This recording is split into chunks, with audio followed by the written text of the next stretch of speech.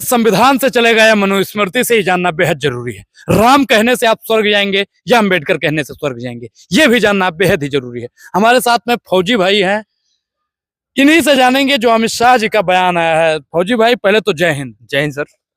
अमित शाह जी का बयान सुने कि नहीं सुने? जी बिल्कुल जी। क्या कुछ कहेंगे अमित शाह के बयान के बाद? अमित शाह जी का बयान सुनने के बाद निराशा हुई मन में। स्वर्ग जाना है या नर्क जाना है? देखिए, इसका पता नहीं स्वर्ग जाएगा इंसान की नर्क जाएगा कि दुनिया भर नहीं, राम का नाम लीजिए, स्वर्ग चले जाइए। वो तो जाना ही है, राम का नाम लेकर। तो राम का नाम लीजिए ना, छोड़िए। इनसे स्पष्ट हो गया अमित शाह की भाषा भैया ने भी बता। लेकिन जो धरती का स्वर्ग है, संसद, जहाँ पर मलाई है, जहाँ पर राजस्व है, हाँ। जहाँ पर नौकर चाकर है, वहां पर जाने के अगर किसी को जाना है तो राम का नाम लेकर जाएगा या कि संविधान के सहारे से जाएगा? संविधान के सहारे जाएगा। संविधान के सहारे जाएगा सर। तो उस मलाई को बचाने के लिए, उस राजस्व को बचाने के लिए, उस पद को बचाने के लिए दुनिया को गुमराह कर दो, राम के नाम पर स्वर्ग भेजो और अपनी मलाई बनती रहे संविधान के नाम पर, तो इधर नहीं चलेगा सर। वो उंगली जो उठी है वो संसद की तरफ, गांव का बच्चा जिसको जाना होगा, बिल्कुल जैसे अम्बेडकर साहब ने दिखा दिया। बिल्कुल बिल्कुल, अम्बेडकर साहब ऐसे दिखा रहे हैं। वो एक रास्ता है, वो संविधान की तरफ है, संसद की तरफ। ये उंगली बिल्कुल संविधान की तरफ ही मतलब संसद भवन की तरफ उठी थी जी। तो आप लोग क्या कुछ कहेंगे अम्बेडकर साहब के बयान को लेकर, अमित शाह जी के बयान को लेकर? और माफी अभी तक नहीं। अम्बेडकर के दुश्मन जितने हैं, उन्होंने कई बार मूर्तियां तोड़ी है और फिर खुद बनाया है, क्योंकि अम्बेडकर के विचारों में ताकत है और जिसके विचारों में ताकत होती है उसे कोई भी मिटाया नहीं जा सकता। हजारों बार अमित शाह पैदा होंगे, हजारों अमित शाह ऐसे पैदा होते रहेंगे, हजारों बार ऐसे रक्षा मंत्री बनेंगे, जनता भूल जाएगी, लेकिन डॉक्टर भीमराव अम्बेडकर के कार्य एक दिन में नहीं सफल हुए, 2 दिन में सफल नहीं हुए, उनको सफल करने में पूरी जिंदगी लगा दी, पूरा जीवन संघर्ष किया, लोगों ने तिरस्कार दिया और एक वीर को हमेशा तिरस्कार मिलता है और वो वीरत्व कभी नाजायज या बेकार नहीं जाता। वर्ग के लोग, तमाम दलित और तमाम बुद्धिजीवी लोग जो हैं, जो संसद तक जाना चाहते हैं, अपने हक हकूक के लिए लड़ाई लड़ना चाहते हैं, वो वहां तक पहुंच रहे हैं संविधान से। जी। अमित शाह जी माफी मांगेंगे या नहीं? करता हूँ। अमित शाह जी का माफी मांग लेना, हो सकता है कभी कभी भावनाएं बहक जाती है इंसान की, हो सकता है कि आवेश में आकर गलती हो जाती है, सबसे हो जाती है। अगर ये बात अमित शाह को महसूस होती है तो मांग लेनी चाहिए उन्हें माफी, ताकि तमाम देश के दलितों का भावनाएं हित हुए, तमाम ओबीसी पिछड़े वर्ग के लोगों को भावनाएं होती हुए, और खास करके वो जो राजनीति से जुड़े हुए अच्छे लोग हैं, वो किसी भी कास्ट धर्म जात के हों, उनकी भावनाएं हित हुई हैं। हमारे देश का एक एक महापुरुष, वो राम हो, कृष्ण हो, हमारे देश का संविधान निर्माता डॉक्टर भीमराव अम्बेडकर हो, हमारे देश के लिए इंपॉर्टेंट है, वो हमारे देश में पैदा हुए, हमें सम्मान, हम नहीं सम्मान करेंगे तो कौन करेगा? आपके सामने 2 ऑप्शन है, राम और अम्बेडकर, तो आप किसे चुनेंगे? वर्तमान समय में अम्बेडकर सर, अम्बेडकर। क्योंकि अम्बेडकर हमें ये बात कहते हैं कि तुम राम को चुनोगे, कृष्ण को चुनोगे, अल्लाह को चुनोगे, किसको चुनोगे? स्वतंत्र हो, और स्वतंत्रता ही सबसे बड़ा मूल धर्म है।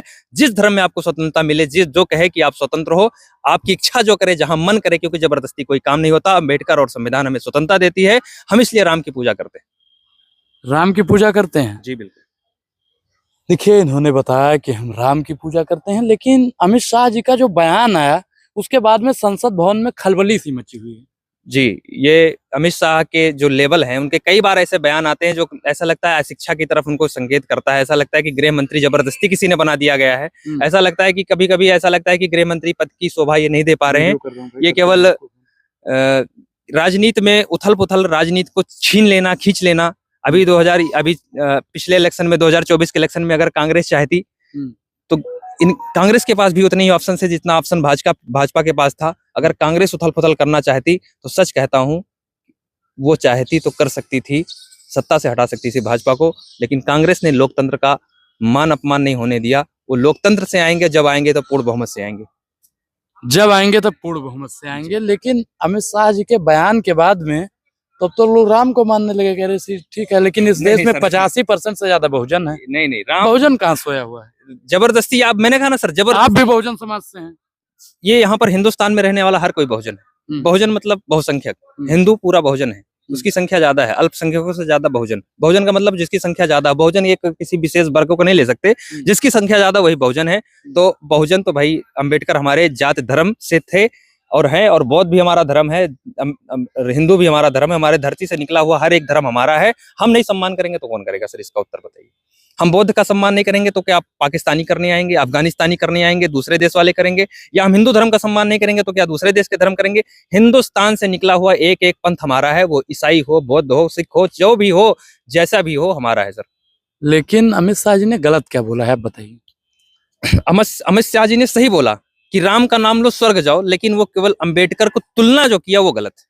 अंबेडकर से तुलना नहीं करनी चाहिए। अंबेडकर एक विचारक नहीं, सही तो कह रहे हैं कि अंबेडकर के नाम पर चेहरा चमकाने वालों अगर इतना राम का नाम लेते तो तर जाते, स्वर्ग पहुंच जाते। आपकी है। ये तो पता नहीं सर, लेकिन भीमराव अंबेडकर का नाम लेकर मोदी चाय बेचते बेचते पहुंच गए संसद तक। अमित शाह क्या करते थे, क्या करते करते संसद तक पहुंच गए। राजनाथ सिंह शुरुआत लखनऊ से करते हैं एक स्टूडेंट लीडर के तौर पे, और कहां से कहां पहुंच गए। ये शायद राम का नाम लेकर पहुंचे हैं कि डॉक्टर भीमराव अंबेडकर के अनुच्छेद के सहारे पहुंचे हैं। ये अच्छे तरीके से जानते हैं इनको सहयोग कहां से मिला है। आत्मा और शरीर दो अलग चीज है। डॉक्टर भीमराव अंबेडकर और संविधान देश की आत्मा है, शरीर कोई भी बन ले सर। लेकिन यही भाजपाई कुछ दिन पहले कह रहे थे कि मैं संविधान का एक एक शब्द धूमिल नहीं होने दूंगा।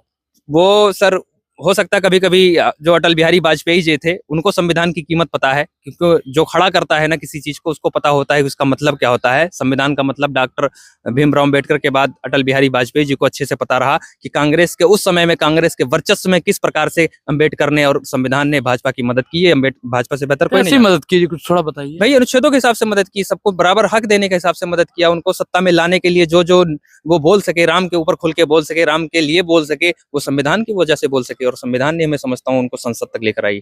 संविधान की बदौलत जैसा के पापा अमित शाह जी भी संसद आए, चाय बेचने वाले प्रधानमंत्री मोदी जी भी आए। मोदी जी जो घर से निकले फिर कुछ दिन सत्ता में रहे, अगर राम के नाम से उन्हें स्वर्ग जाना होता तो मैं समझता हूँ संसद तक नहीं जाते, सीएम नहीं बनते, वो राम का नाम ले रहे होते और स्वर्ग का रास्ता देख रहे होते। अभी वो संसद में संविधान के नाम पर, अम्बेडकर के नाम पर मलाई काट रहे हैं। इनके कहने का अर्थ ये है कि अगर योगी जी जानते कि राम का नाम लेने से स्वर्ग जाया जाता तो वो अपना राजपाट यानी जो उनका मठ था उसे छोड़कर कभी विधानसभा या फिर लोकसभा में ना आते। उनको भी मालूम है कि संविधान के बताए हुए पगडंडियों पर बाबा साहब के नाम पर ही हम राज्यसभा, विधानसभा, लोकसभा या किसी भी चुनाव में जीत सकते हैं। ये देश संविधान से चलता है, ना कि मनुस्मृति से। पूरी बातचीत पर आपकी क्या प्रतिक्रिया है? अपनी प्रतिक्रिया जरूर दें, और अमित शाह जी के बयान को लेकर आप क्या सोचते हैं ये भी कमेंट में बताना बेहद ही जरूरी है। बहुत बहुत धन्यवाद।